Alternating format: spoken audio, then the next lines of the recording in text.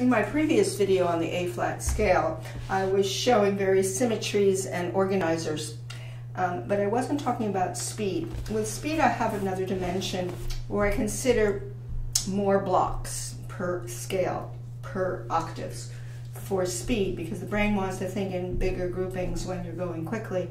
The first thing we knew from the previous video was that the first two notes, we reshuffled the right hand to 2-3 instead of 3-4, so we'd have mirror fingers. We also realized the thumbs met on C.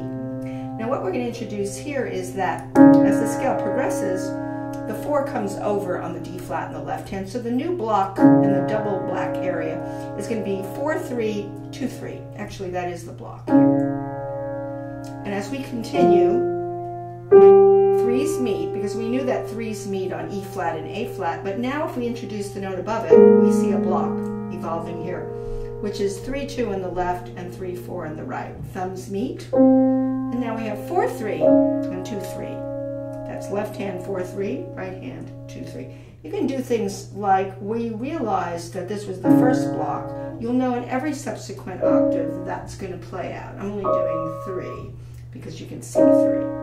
So that's something to do, to isolate.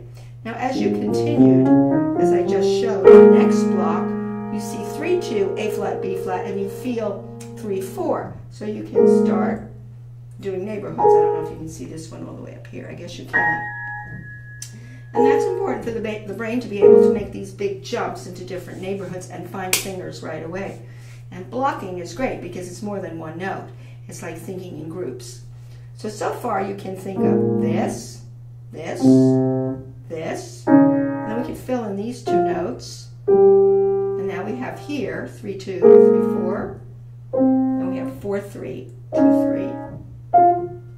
You can see 3-2, 3-4, 4-3, 2-3, and we can finish this scale just, we're not going to the 4th octaves, but we're going up to the 3rd octave. The thumbs meet.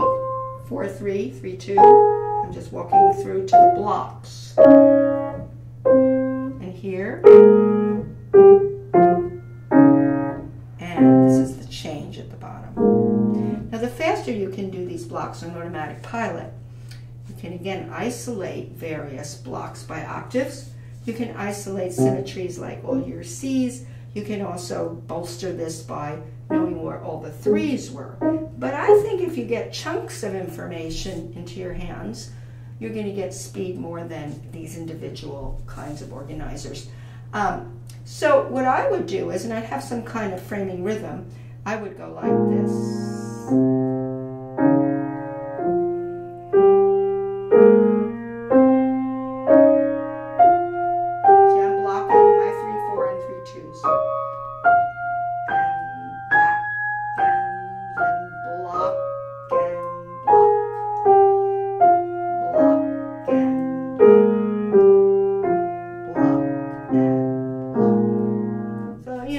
It looks a little complicated, you know, seeing it. Once you get used to it, your brain falls right into it. And as you get the speed that you want to be able to block with a framing rhythm and quicker, like block and block, block and block, block and block, block and block, block and block, block and block. And if you're coming 4 octaves, you're going to have the extra ones there.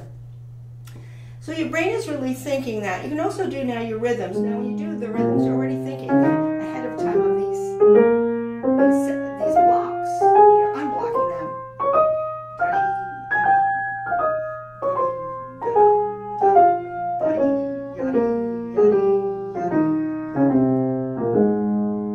For staccato, you will do clipped blocks. The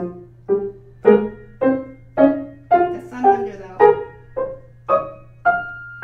3's and then block and block and then block and block and then block. When you play scales fast, you want to have a sense of them having a cohesive rhythm. Now we're again talking about speed. We're not talking about playing slow. Obviously you can play slow and then you can double it and you can triple it. But if you want to get into the speed zone,